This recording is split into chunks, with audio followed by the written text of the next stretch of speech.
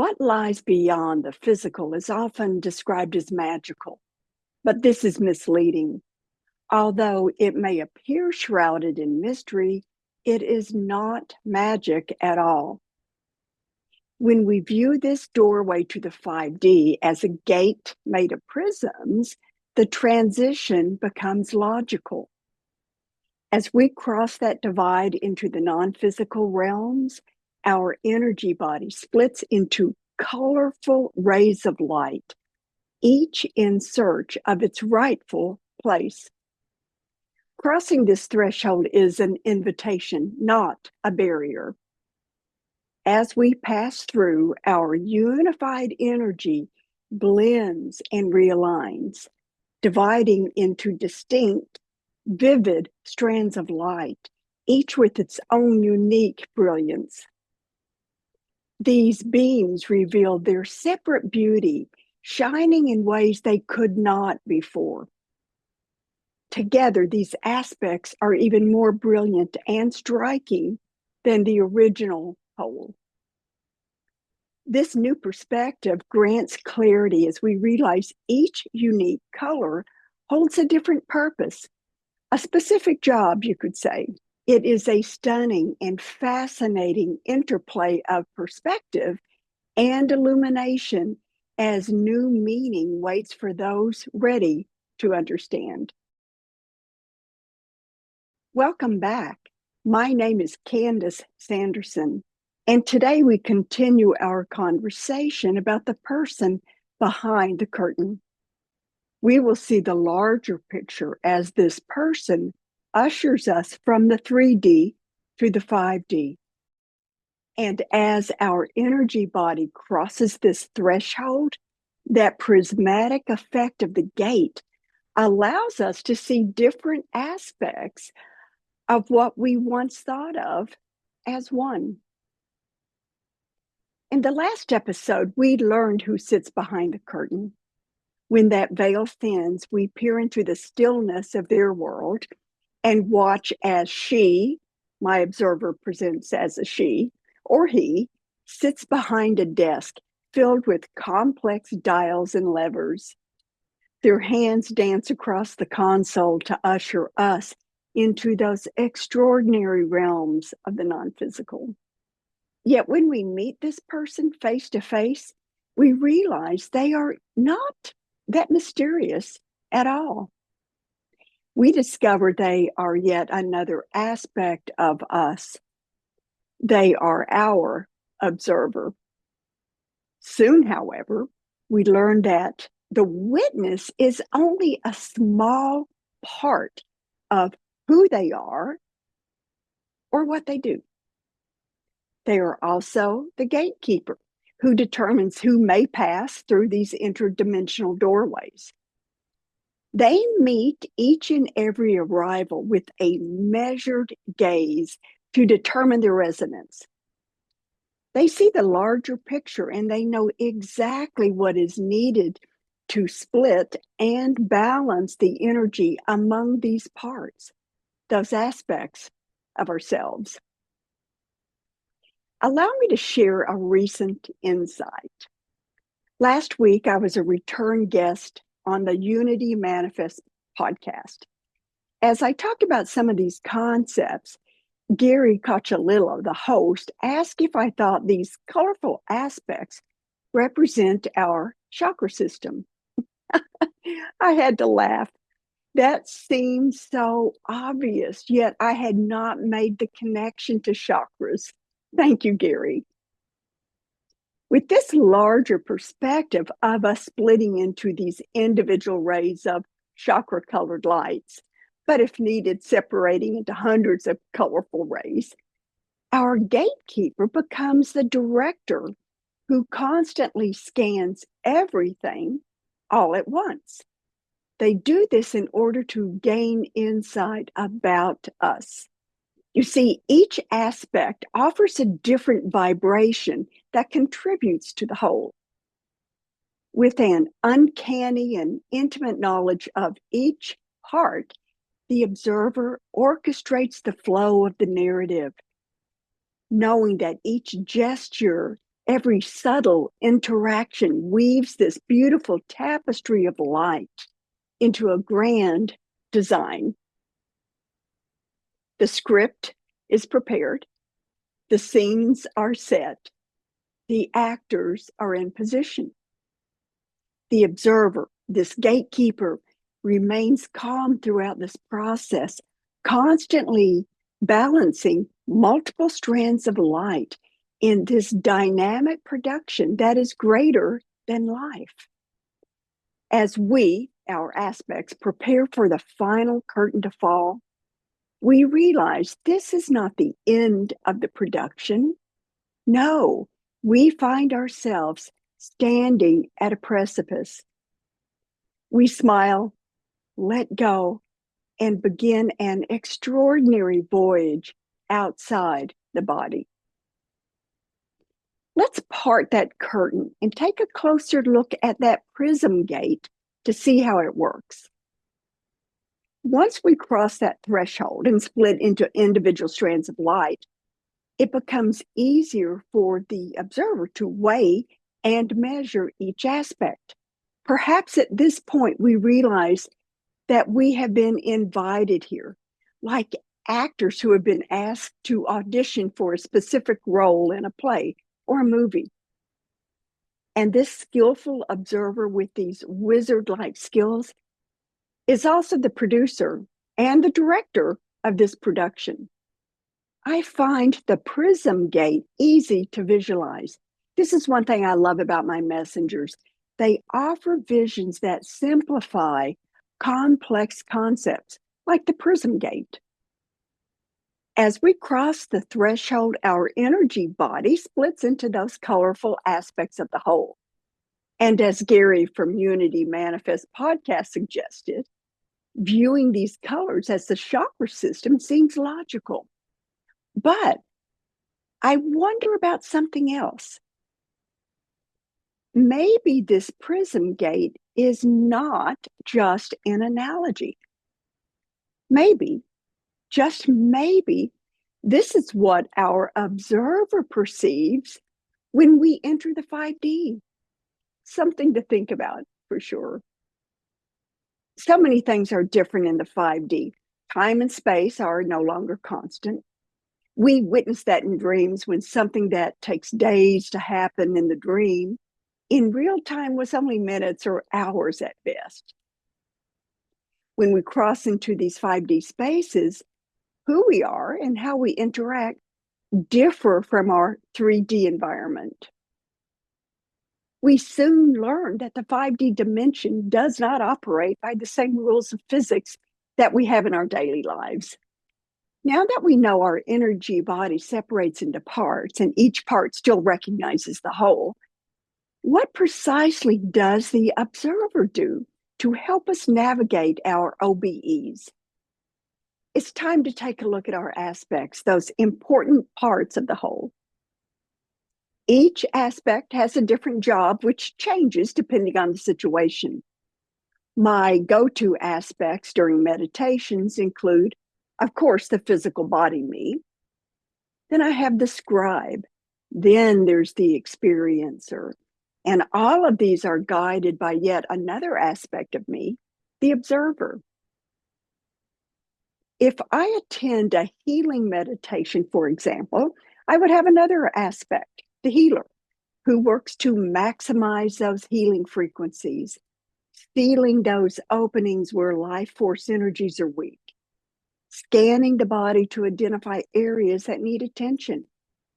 So you see, our aspects come and go, shift and realign according to our specific needs. That is one reason why we identify and then name them according to their tasks. It helps the observer to balance the energy needs of the parts to serve the whole in any given situation or meditation. Think of this.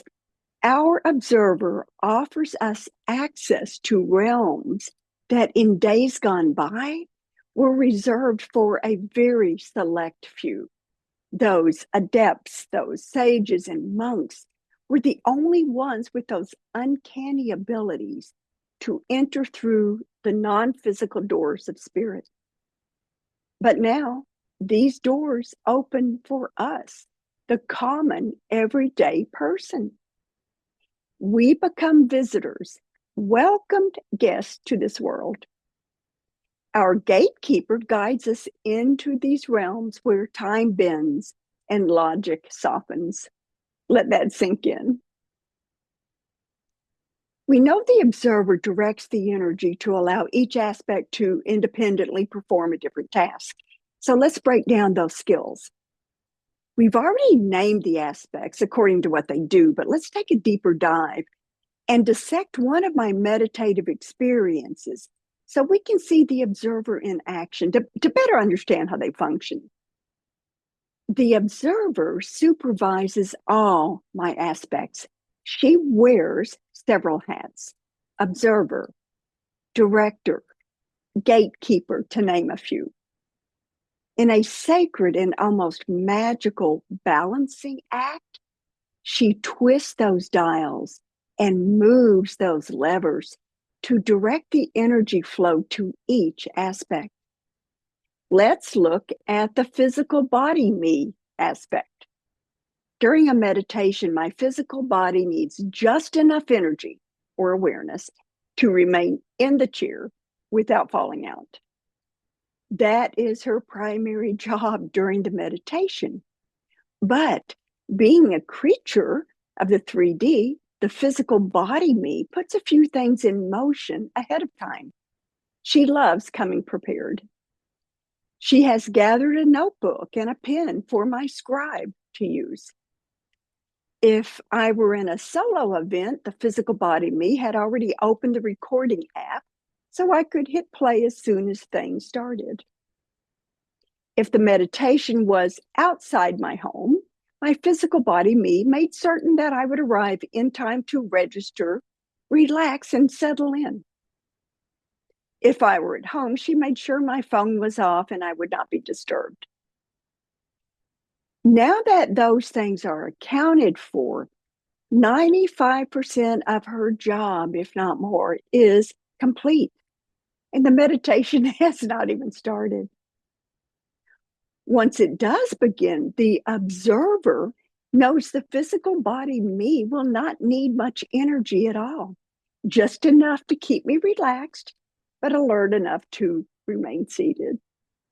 While in this homeostasis, the observer keeps a watchful eye on the physical body, monitoring any needs that might arise, an itch here, a sneeze there. With everything set for the physical body me, the observer taps and locks in her energy as she brings the next aspect online, my scribe. At the console, the observer slowly sends awareness energy to the scribe, who responds by picking up her pen or tapping the record button.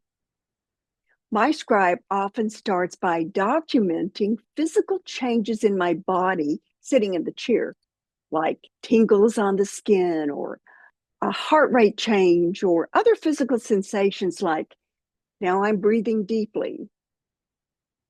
When it's clear to the observer that the scribe is online, she dials up the scribe's energy. This new awareness boost opens the door to a larger array of experiences. And these new activities are no longer just in the body. They have moved to inside the meditation room.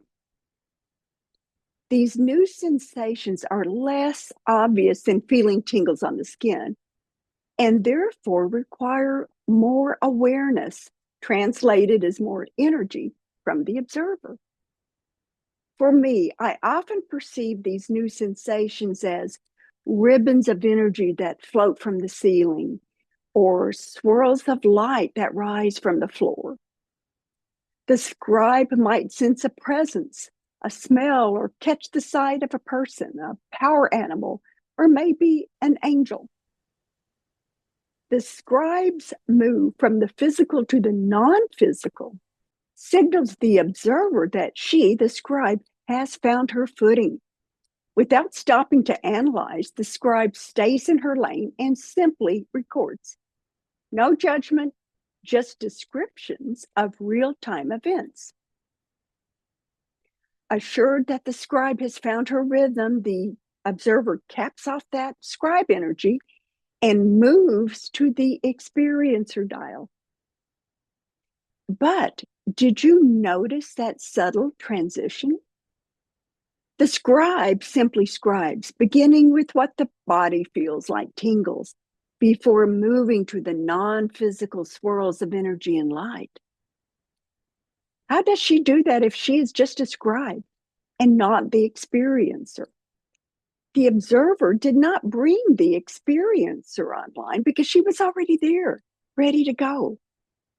She had blended with the scribe's energy field, and when the observer sees both aspects working together, the observer caps off the scribe's energy and turns up the experiencer dial.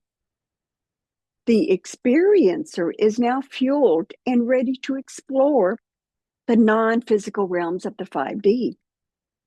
The experiencer has all the fun, but that comes with a cost. She needs energy, lots of energy. Luckily, our observer is behind that curtain, and having closely monitored and capped off the other aspects' energies, the observer sends the remaining energy to the experiencer to fuel her adventures. At this point, there are no limits. The experiencer can dive deep through the earth into the crust, visit Earth's core. She can fly into the cosmos, grab the tail of a passing comet.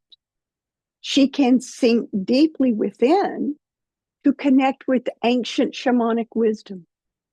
She can even visit the great library where the Akashic records are stored. Like the other aspects, the experiencer does not judge or analyze because those actions require energy, and that energy cost reduces the experience. These intelligent aspects know their jobs. When they work together and maintain their individual roles, all aspects progress. Our observer is masterful at allocating energy. And we discover that in time, our non-experiencer aspects settle in and become even more efficient, which reduces their energy requirements. That reduction in energy results in more fuel for the experiencer to have a deeper and more meaningful adventure.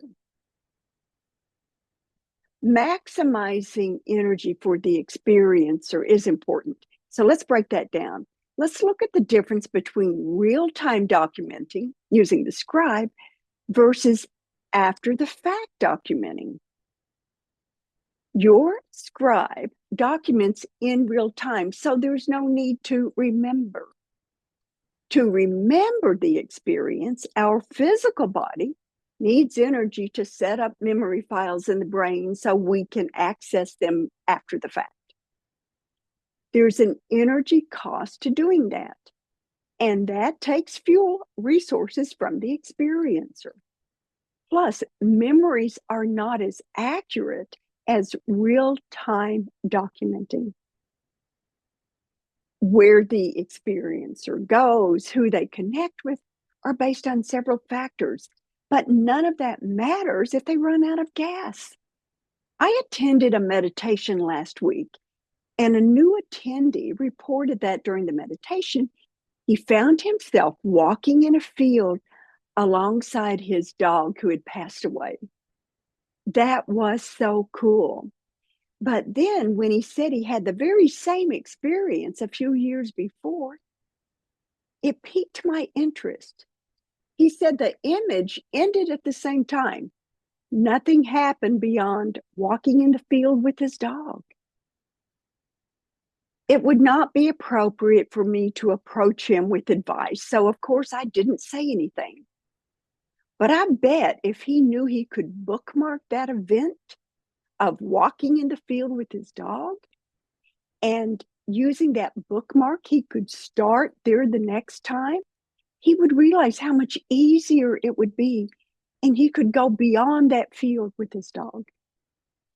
Starting with a bookmark does not cost energy. Bookmarks are energy neutral. Bookmarking is one of those skills we've talked about in the past. Our observer knows how and when to insert those bookmarked energy frequencies in our experiences. So, what can you do to help this process? And in doing so, fuel your out of body adventures. Start taking notes in real time, not after the meditation. In other words, find your scribe and plan ahead. Bring what they need, pen and paper. Here's another suggestion. Use those bookmarks. When you find yourself in a great experience, pause to bookmark it. Something we've covered in other episodes. After a while, you'll have several bookmarks. So be prepared. Choose which bookmark you want to use before the meditation begins. Which bookmark will you offer your observer? They'll do the work once you give them the bookmark. Another thing, be grateful and kind. Keep your energy uplifted and positive. Doing so allows you to begin the meditation with a full tank of energy. And who doesn't want that? Also, allow, let go. Allow that part of you, that aspect that knows, to lead the way. And when your experiencer slips beyond the physical, be curious, expand, explore, taste the timeless nature of unity. Realize that you are all that is. You are each and every aspect, including your observer. Celebrate the beautiful being of light that you are. I thank you for joining me today in this episode. I hope it helps you with your out-of-body adventures. Don't forget the importance of kindness. I thank you for subscribing, for commenting, and especially for sharing links to the episodes that you found helpful. Until next time, goodbye.